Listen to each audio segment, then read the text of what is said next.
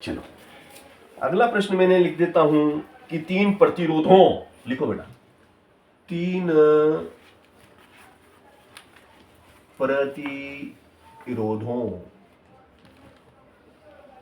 तीन प्रतिरोधों R1, R2 और R3 श्रेणी क्रम में जोड़े गए हैं। R1, R2 व R3 श्रेणी क्रम में जोड़े गए हैं। तीन प्रतिरोध R1, R2, R3 श्रेणी क्रम में जोड़े गए हैं। तुल्य प्रतिरोध की गणना कीजिए। परिणामी प्रतिरोध कहें या तुल्य प्रतिरोध कहें, जो भी आप कहना चाहें, है ना। तुल्य प्रतिरोध की गणना करो। तुल्य प्रतिरोध की हमें गणना करना है। वेरी सिंपल, बहुत सरल प्रश्न है और बहुत मोस्ट इंपोर्टेंट क्वेश्चन है। भैया आपका जो सेल ई है, ये उसका धनात्मक सिरा है और ये उसका ऋणात्मक सिरा है। धनात्मक सिरे से विद्युत धारा बहना शुरू करती है और इस प्रकार से विद्युत धारा जो आई है वो बहती है आई। और पहला जो प्रतिरोध है श्रेणी क्रम में जोड़ना है, R1, R2, R3 को, कोई दिक्कत नहीं, श्रेणी क्रम में जोड़ देते हैं। R1, R2, R3 और इस तरीके से ये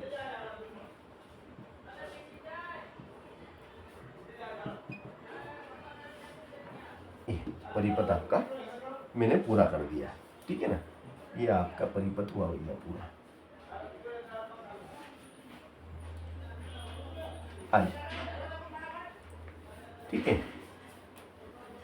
अब यहां पर हम क्या देखते हैं कि आपका जो सिरा ए और बी है ना, इसके बीच में विभव V है।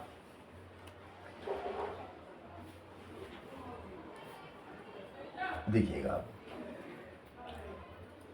यहां पर धारा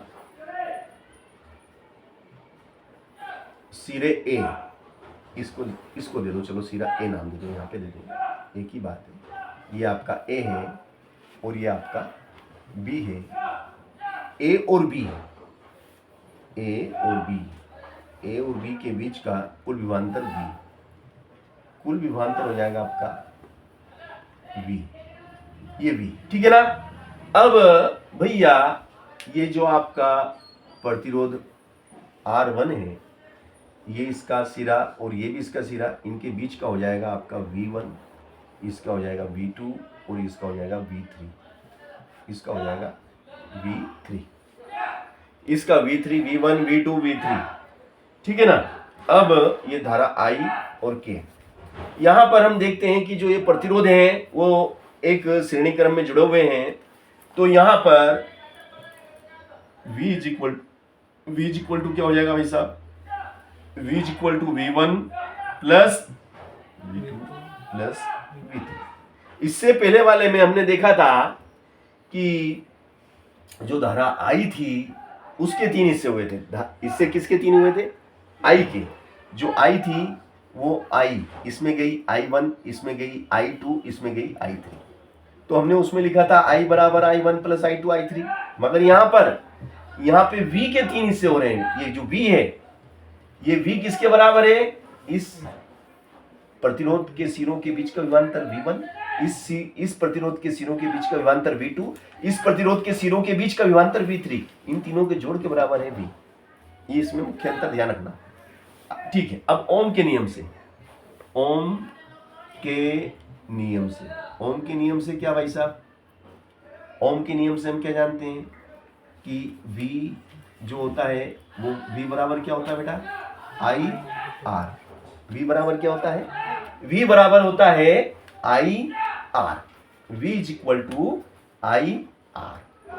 अब I तो सेम है, आर अलग अलग हैं तो ये हो जाएगा, देखो यहाँ पे लिखो बेटा V is equal to V1 is equal to R1, V1 R1, I no change, I तो सेम, धारा तो सेम बहती है, धारा सेम बह रही है परिपथ में, धारा I सेम उतने परिमाण की बह रही है, V1 R1। इसके लिए V1 बराबर क्या हो जाएगा, सॉरी इस प्रतिरोध R1 के लिए V1 is equal to R1I, फिर V2 बराबर क्या हो जाएगा R2I, V3 बराबर क्या हो जाएगा R3I। अब V1 V2 V3 के मान कहाँ पुट कर देंगे, इसमें पुट कर देंगे, V1 V2 V3 के मान इसमें पुट कर देंगे, और V की जगह V का मान कितना है RI। देखो V की जगह लिखो, ये जो V दिख रहा है ना आपको, V की जगह क्या आ जाएगा RI, ये आ गया RI, और यहाँ V1 की जगह आ गया R1, R1I, R2I, R3I, R1I, R2I, R3I। अब भैया I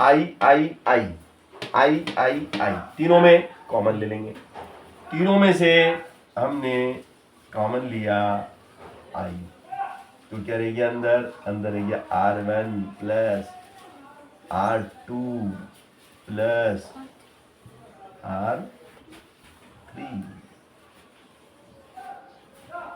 और I से I गया तो R बराबर क्या आ गया R1 plus R2 plus R3, this is answer. तो यहाँ पर यही अभिष्ट व्यंजक है, लिखो बेटा यही अभिष्ट व्यंजक है, यही अभिष्ट व्यंजक है। और most important question for class 12